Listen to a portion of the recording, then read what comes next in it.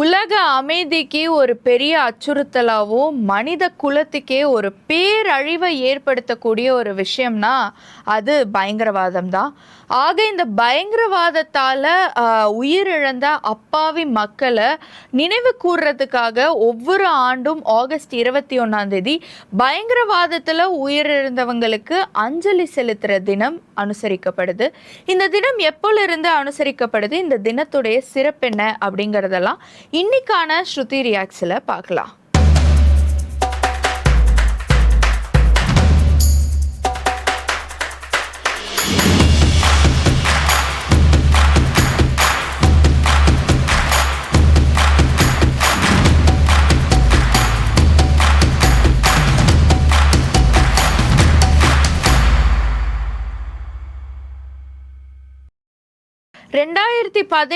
ஆண்டு ஐக்கிய சபை தீர்மானம் மூலியமா இந்த நாள் பிரகடனப்படுத்தப்பட்டு வெறும் அஞ்சலி செலுத்துற நாளா மட்டும் இல்லாம உயிரிழந்தவங்களுடைய அன்புக்குரியவர்கள் வாழ்நாள் ஃபுல்லா அவங்க படுற காயத்தை ரெப்ரசன்ட் பண்ற விதமாகவும் அவங்க இந்த பயங்கரவாதத்தால என்னென்ன ட்ராமாஸ் என்னென்ன கஷ்டங்கள் எல்லாம் லைஃப் டைம் ஃபுல்லா அனுபவிக்கிறாங்க அப்படிங்கிறத சொல்ற விதமாகவும் தான் இந்த நாள் அனுசரிக்கப்படுது.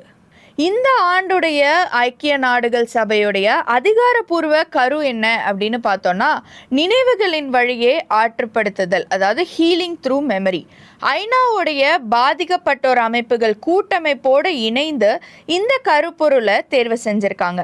பயங்கரவாதத்தால் ஏற்பட்ட காயங்கள் அப்படிங்கிறது உடல் சம்பந்தப்பட்ட விஷயம் மட்டும் கிடையாது, அது மனிதர்களுடைய ஆன்மாவையும் வாழ்நாள் நினைவுகளையும் ஆழமாக பாதிக்குதுன்னு சொல்கிறாங்க.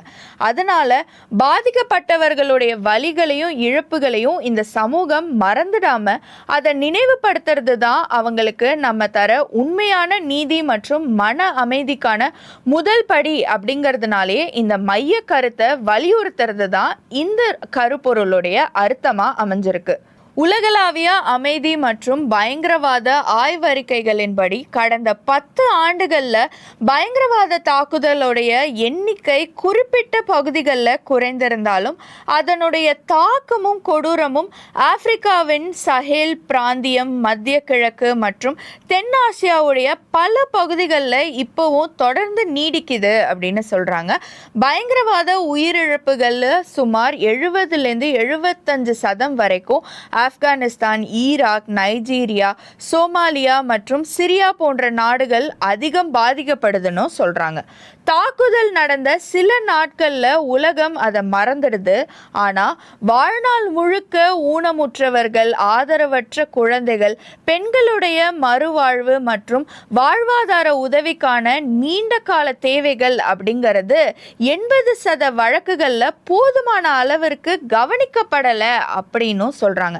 இதெல்லாம் தடுக்கிற வகையில பாதிக்கப்பட்டோருக்கு தேவையான நிதி உதவி, மருத்துவ மறுவாழ்வு மற்றும் சமூக பாதுகாப்பை வழங்க எல்லா உலக நாடுகளும் ஒருங்கிணைந்து திட்டங்களை உருவாக்கணும் அப்படிங்கிறத ஐநா இப்ப வரைக்கும் வலியுறுத்திக்கிட்டே இருக்காங்க. இந்த பயங்கரவாதத்தால் பாதிக்கப்பட்டவங்களுடைய கதை அப்படிங்கிறது வெறும் சோக கதைன்னு மட்டும் நம்மளால் கடந்து போயிட முடியாது. இது மனித உறுதியுடைய ஒரு அடையாளமாக பார்க்கப்படுதுன்னு கண்டிப்பாக சொல்லலாம். வன்முறையை எதிர்கொண்டு மீண்டு வந்தவர்கள் தீவிரவாதத்துக்கு எதிரான உலகளாவிய தூதர்களாக மாறிடுறாங்க. வன்முறையை விதைக்கிற எந்த ஒரு கொள்கையையும் நம்ம மதத்தோடைய பெயராலோ இல்லைனா மொழியோட பெயராலோ அதே மாதிரி எல்லைகளோட பெயராலோ நம்மளால் நியாயப்படுத்தவே முடியாது. ஒரு பயங்கரவாத தாக்குதலுக்கு அப்புறம் பாதிக்கப்பட்டவர்கள் அவங்கள அனாதைகளாக உணராமல் ஒட்டுமொத்த சர்வதேச சமூகமும் அவங்க கூட இருக்கு அப்படிங்கிற நம்பிக்கையை விதைக்கிறது தான் இந்த நாளுடைய உண்மையான இலக்கா இருக்கு. இந்த நாடு அந்த நாடுன்னு இல்லாமல் எல்லா நாடும் இணைந்து இந்த பயங்கரவாதத்தால் பாதிக்கப்பட்டவர்களுடைய குடும்பத்தினருடைய கண்ணீரை துடைக்கிறது மட்டும் இல்லாமல் இந்த பயங்கரவாதத்தையே தடுத்து ஒரு அமைதியும் ஒரு மனித நேயமும் நிறைந்த ஒரு எதிர்காலத்தை கட்டமைக்கிற அந்த வழியை நோக்கி பயணம் செய்கிறது தான் இந்த நாளுக்காக நம்ம கொடுக்குற ஒரு மரியாதையாக இருக்குன்னு நான் நினைக்கிறேன். நீங்கள் என்ன நினைக்கிறீங்க அப்படிங்கிறத கண்டிப்பாக கமெண்ட்ஸில் சொல்லிடுங்க.